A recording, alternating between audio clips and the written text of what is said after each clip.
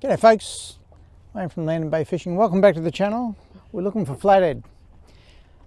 Jordan's got a, what have you got on? A 3-inch pearl on a headlock. I think it's a 1/6 ounce, and I'm just using a hard body at the moment. The flats out here, outside Sandstone Point, are fairly consistent. Low tide from about, as you can see,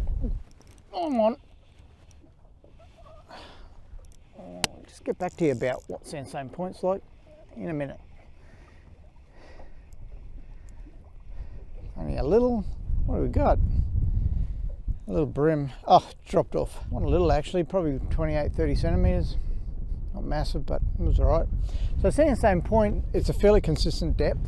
Low tide, we're fishing in about probably between 400 and 800 mil of water. And the flats consist of bits of sand, bits of weed, and bits of rock, and that all the way through it. The flathead just love it around here. It's more a winter spot than a summer spot for me. You will catch flathead here all year round, but in the winter time I think it's just a little bit warmer because of the shallowness of the area, and the flathead seem to come in here just to lay down and be happy.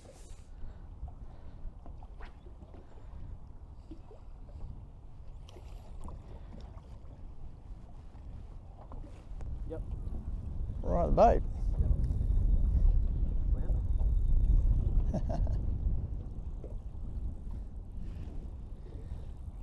mean, you've been in the water apart.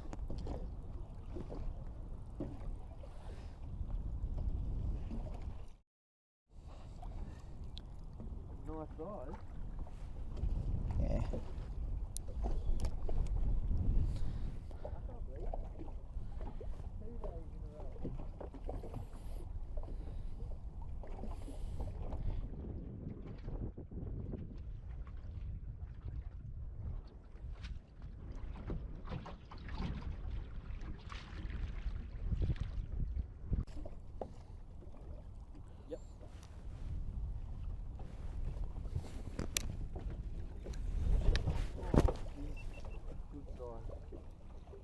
Little flathead?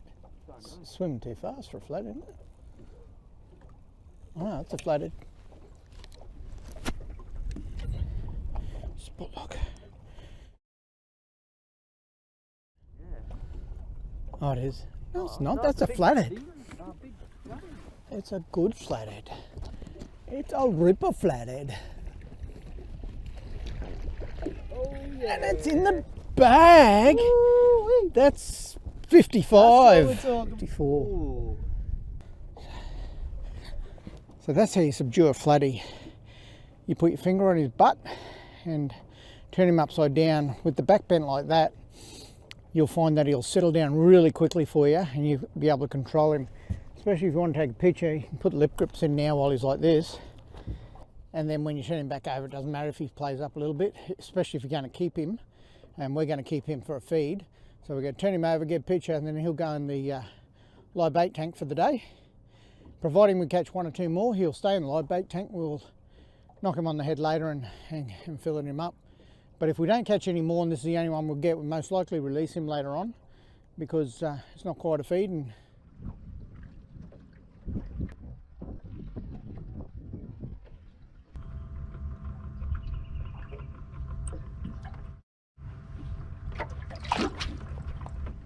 Procure bait sauce. This one's in tuna. I bought it because it's red.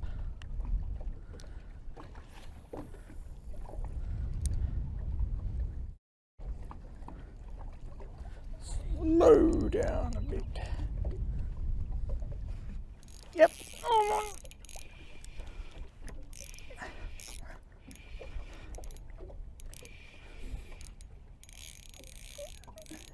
isn't a bad fish. Feels like a brim, doesn't feel like a flatty.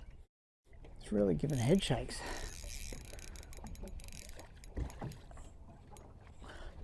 Oh.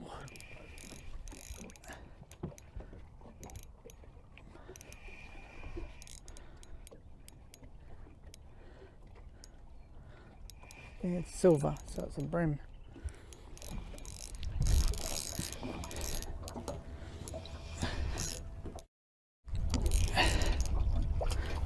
Good fish.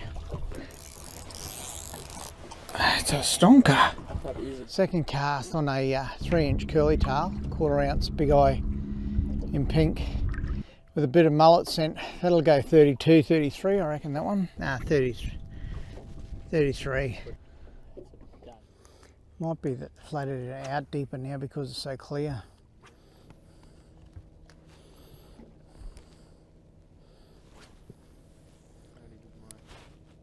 Jig a bit more time to Yep. It's right at the boat. I think it's a little tiny flathead, I think. Oh no, it's a, yeah it is. It's a bar tail. Little bar tail. They're very pretty fish. They only have to be 30. That'd be close to legal, but I'm not going to keep the fish that size. Beautiful little bar tail.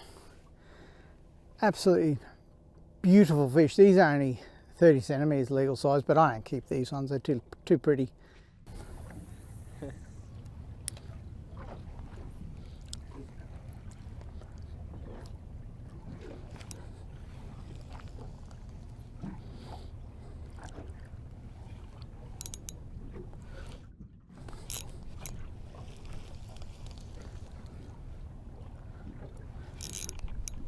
I'm on. Yep.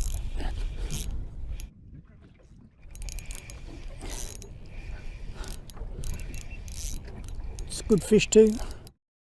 It's gonna be a flatty. Yep, flatty. It's legal too.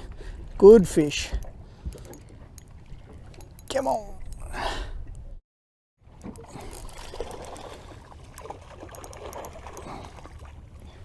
Oh no. Ooh, that was close. All right.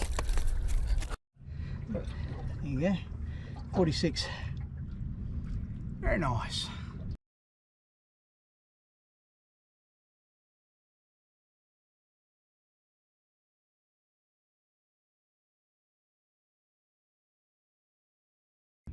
Well folks, that brings us to the end of the video. We've just got back from Sandstone Point. We're just outside Scarborough. Had a last flick at my favourite little bank. There's a little shallow bank that runs from sea salt and vine at Scarborough. And it's one of my favourite sandbanks to fish for flatty. We've managed to feed today, so we'll fillet them up. We've got fish and chips for dinner. That's it from me. Hit that like button, subscribe to the channel, and I'll catch you on the next video. Take care. Okay, I'm just filleting flathead that I caught here. Today we got a couple of flathead. I won't bore you with the details of how I fillet the whole lot, but basically just cut the sides off. I leave a wing on, so you'll see that I'm actually using the lower fin to use as a bit of a handle, I guess you'd call it. I run my thumb straight down between the fin and the fin and the skin, or the skin and the meat.